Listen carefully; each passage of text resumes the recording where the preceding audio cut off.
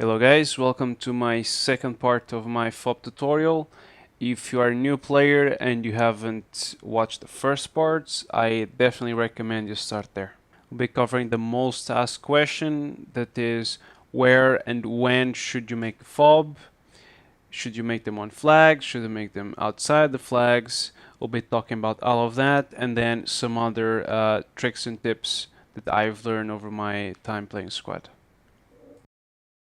First things first, let's think about what are the pros and cons of building a fob on the cap, okay? The first one is that you can defend your fob and the cap at the same time. Meaning, even if your enemy tries to get creative and go on your flank, you always have people defending both the cap and the radio. You either lose both or you lose neither, basically. The second thing is that by having radio on the cap, you can basically reinforce the entire position around that radio with 50 calls, sandbags, ammo crates. Everything inside that circle is yours to reinforce. The third one is that since you have your fob there, you can also spawn there, meaning you always have superior numbers to the enemy, in theory at least. You always have a quicker respawn than the enemy. Now, the cons to having your fob on the cap is that first, your enemy can't miss it. Okay? If they destroy the cap, they'll definitely find your fob. The second one is that you're very likely to lose the fob because you're defending the cap and your enemy will just keep coming until you're dead, basically. And this is where most people fail to understand what it means to actually defend the cap. When you're defending the flag, you're not supposed to just sit there and destroy every single enemy that comes your way. You're supposed to react to that enemy. Let's say they have rally points. Oops, a flag here should work. They have rally points, and they keep spawning on those rally points. Think, who do you think is gonna win? Whoever just sits still, waiting to get hit by the enemy, waiting to get outflanked, or who actually gets active and goes after those rally points? This is what you should always be doing when you're defending a flag. Active defense. Go after the enemy. Don't just sit on the flag and hope they stop coming. They won't. You need to go after their rally points, go after their fobs, make sure they do not gain a single inch of your flag radius. Well, that's all well and good, but it's an ideal situation. You have your village, you have your fob in the middle, and then from there you can defend every single approaching side since your enemy only has empty fields and very limited cover. Now let's say you're defending a fob in the middle of a city. There's lots of blind spots, lots of angles your enemy can come from, and you and your guys aren't able to watch every single angle.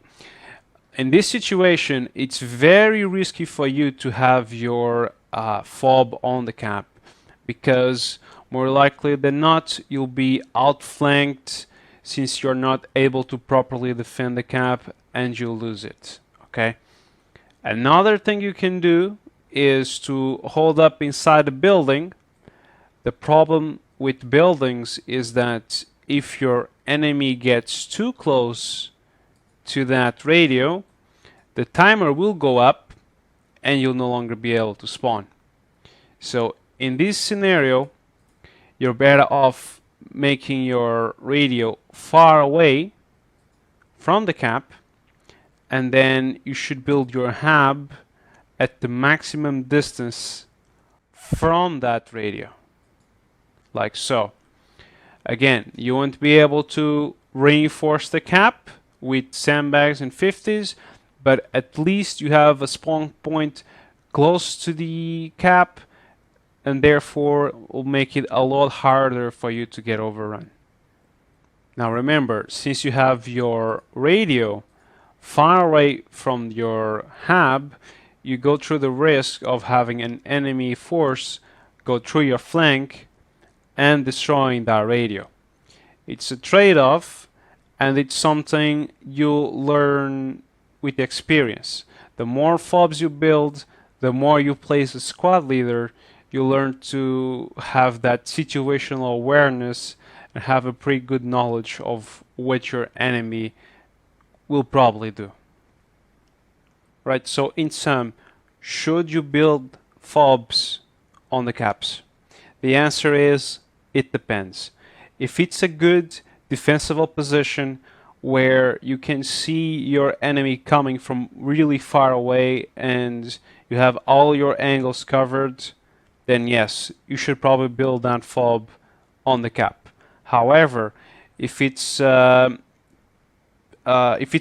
by forests or any other cover that your enemy can quickly get up on your face, then you're better off just building your fob far away and then the hub relatively close to the cap that you're trying to defend. Another thing to keep in mind when you're placing fobs is the radius from which you can place another one. So if I say I place this radio right in the middle of Al-Basra, that means inside of this circle, nobody on my team will be able to build another fob. If you do this, you will really mess up your team. Nobody will be able to build another fob, and your enemy can simply move in, destroy that one fob, and then you're done. You can only spawn a main base. What you should be doing instead is to have multiple fobs spread out around the flanks of your city, and from there it will be a lot easier for you to move in, defend, and flank your enemy. This problem becomes a lot bigger when you do it on smaller maps. In this example, I built a radio right in the middle of Samari. That means inside of this circle, no one on my team will be able to build a fob. You see how many flags that is? Keep that in mind every time you're about to place down a new radio. So you've decided to build your radio on the flag, and you're gonna stay there and you're gonna defend it. The problem with placing the radio on the edge of the compound is that anyone close enough to the outside walls will increase the timer on that fob. So what you want to do instead is to build away from the walls, preferably in the middle, because this way only if the enemy makes it inside you'll have an increased spawn timer. At the same time, by having the radio on the middle of the flag, you can build 150 meters around the flag instead of being restricted to just one side. Another thing to keep in mind is that when you're placing your important assets especially, be careful with the walls, because if it clips through the wall, just a tiny little corner, the enemy might be able to get outside of your compound, outside that wall, and destroy that asset.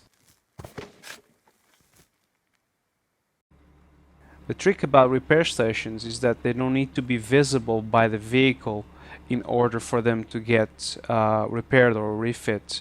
So in this case, we're going to put it inside the compound, and then after we built it, we can bring in our striker, and we don't have the risk of our enemy spotting our repair station just outside the compound and knowing there's a fob there. One good use for sandbags is to put them next to places where you can use them as ladders, making it possible for you to build an exit to the outside of the compound, and at the same time making sure your enemy can't get in. Another way to use them is to pile them up like stairs, and this way you can have firing platforms next to solid cover. In this case we're using the mud walls, which stop pretty much every small arms caliber. This way you can avoid using ladders, which make your movements a lot more predictable. Let's say you piled up a lot of sandbags, but it doesn't quite fit, you don't have enough cover, you're too exposed. No problem. Pull out your shovel and you can deconstruct about half of the sandbags until it's just about perfect, about level for you to clear your muzzle, and at the same time use the wall for cover. The most critical mistake I see squad leaders make with sandbags is that they place pillbox style sandbags at ground level. What's going to happen is they work both ways. You can use them, but so can your enemy. What you should be doing instead is to place them in elevated positions where you can reach them, but your enemy can't. This way, even if you get overrun, your enemy won't be able to use your cover against you.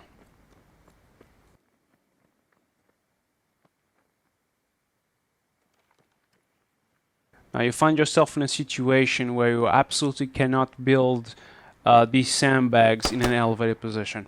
What you should do instead of building them right at the door is to build them just inside the compound in a way that even if your enemy breaches in, they don't have a good enough angle to use them effectively.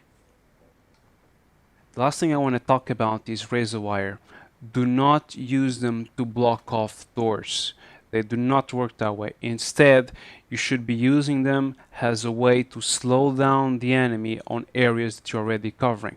Because if you use them on doors, what's going to happen is your enemy will simply run through the razor wire and then kill everybody inside.